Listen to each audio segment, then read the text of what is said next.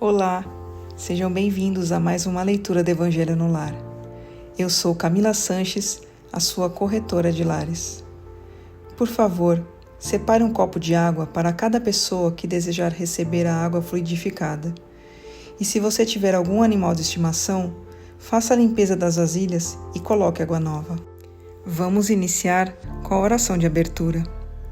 Rogamos ao Senhor Deus Onipotente que envie bons espíritos para nos assistir, que afaste os que poderiam nos induzir em erro e que nos conceda a luz necessária para distinguir a verdade da impostura. Afasta também os espíritos maldosos, encarnados ou desencarnados, que poderiam tentar lançar a desunião entre nós e nos desviar da caridade e do amor ao próximo.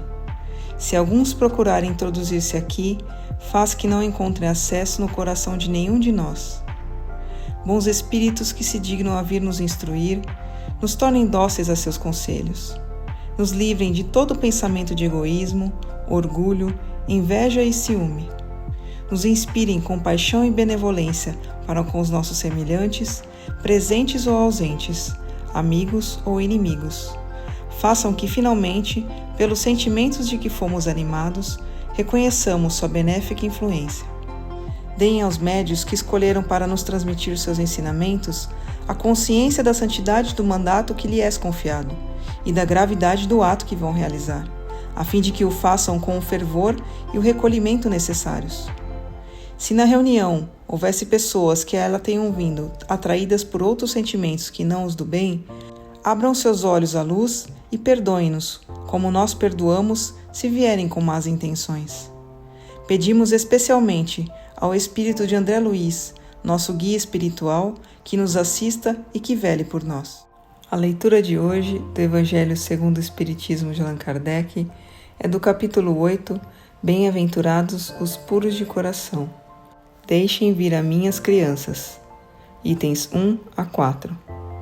Bem-aventurados os que têm coração puro, porque verão a Deus.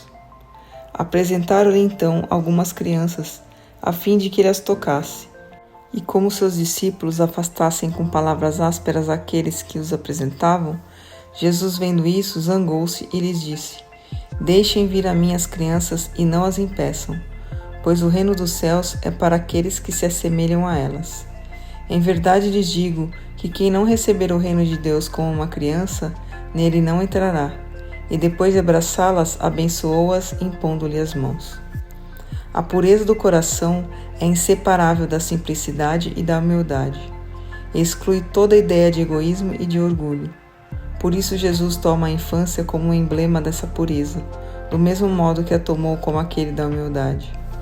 Essa comparação poderia não parecer justa, considerando-se que o espírito da criança pode ser muito antigo e porque traz, renascendo para a vida corporal, as imperfeições de que não se despiu em suas existências precedentes. Somente um espírito que chegou à perfeição poderia nos dar o tipo da verdadeira pureza. Mas a comparação é exata do ponto de vista da vida presente, pois a criança, não tendo podido ainda manifestar nenhuma tendência perversa, nos apresenta a imagem da inocência e da candura. Por isso Jesus não diz de modo absoluto que o reino dos céus é para elas, mas para aqueles que se assemelham a elas. Uma vez que o espírito da criança já viveu, por que não se mostra desde o nascimento o que é? Tudo é sábio nas obras de Deus. A criança necessita de cuidados delicados, que somente a ternura materna pode lhe dispensar, e essa ternura é acrescida pela fraqueza e pela ingenuidade da criança. Para uma mãe, seu filho é sempre um anjo, e assim era necessário que fosse para cativar sua solicitude. Ela não teria podido demonstrar para ele o mesmo devotamento se, em vez da graça ingênua, tivesse encontrado nele, sob traços infantis, um caráter viril e as ideias de um adulto, e ainda menos se tivesse conhecido seu passado. Além do mais, seria necessário que a atividade do princípio inteligente fosse proporcional à fraqueza do corpo, que não teria podido resistir a uma atividade muito grande do espírito, como se verifica nos indivíduos muito precoces.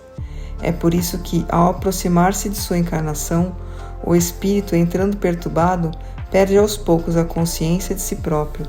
Fica por um tempo numa espécie de sono, durante o qual todas as suas faculdades permanecem em estado latente. Esse estado transitório é necessário para dar ao espírito um novo ponto de partida e para fazê-lo esquecer, em sua nova existência terrestre, tudo aquilo que possa bloqueá-lo. Seu passado, contudo, reage, renasce para a vida maior, mais forte moral e intelectualmente, sustentado e secundado pela intuição que conserva da experiência adquirida. A partir do nascimento, suas ideias retomam gradualmente seu impulso, à medida do desenvolvimento dos órgãos, pelo que se pode dizer que, durante os primeiros anos, o espírito é verdadeiramente criança, porque as ideias que formam a base de seu caráter estão ainda adormecidas. Durante o tempo em que seus instintos permanecem como que em sono, é mais maleável e, por isso mesmo, mais acessível às impressões que podem modificar sua natureza e fazê-lo progredir, o que torna mais fácil a tarefa que cabe aos pais. O espírito reveste, portanto, temporariamente, a veste da inocência, e Jesus está certo quando, apesar da anterioridade da alma, toma a criança como símbolo da pureza e da simplicidade. Palavra dos Espíritos, graças a Deus. Mas antes de iniciarmos a oração de encerramento, eu quero pedir a você, que ainda não é inscrito em nosso canal, por favor, se inscreva agora. Clique no botão inscrever-se aqui abaixo do vídeo. Aproveita para ativar o sininho das notificações e receber todos os nossos vídeos. Se você está com problemas, precisando de ajuda ou conhece alguém que está enfrentando muitas dificuldades em casa, como animaizinhos perdidos ou doentes, brigas constantes com os filhos, discussões no relacionamento, por favor, compartilhe essa mensagem. Leia também a descrição desse vídeo e entre em contato conosco pelo WhatsApp. Você pode salvar a vida de alguém, curtindo e compartilhando o nosso conteúdo. Vamos finalizar com a oração de encerramento. Agradecemos aos bons espíritos que se dignaram vir comunicar-se conosco e lhes rogamos que nos ajudem a pôr em prática as instruções que nos deram e façam com que, ao sair daqui, cada um de nós se sinta fortalecido na prática do bem e do amor ao próximo. Desejamos também que essas instruções sejam proveitosas para os espíritos sofredores, ignorantes ou viciosos, que puderam participar dessa reunião e para os quais imploramos a misericórdia de Deus. Amém.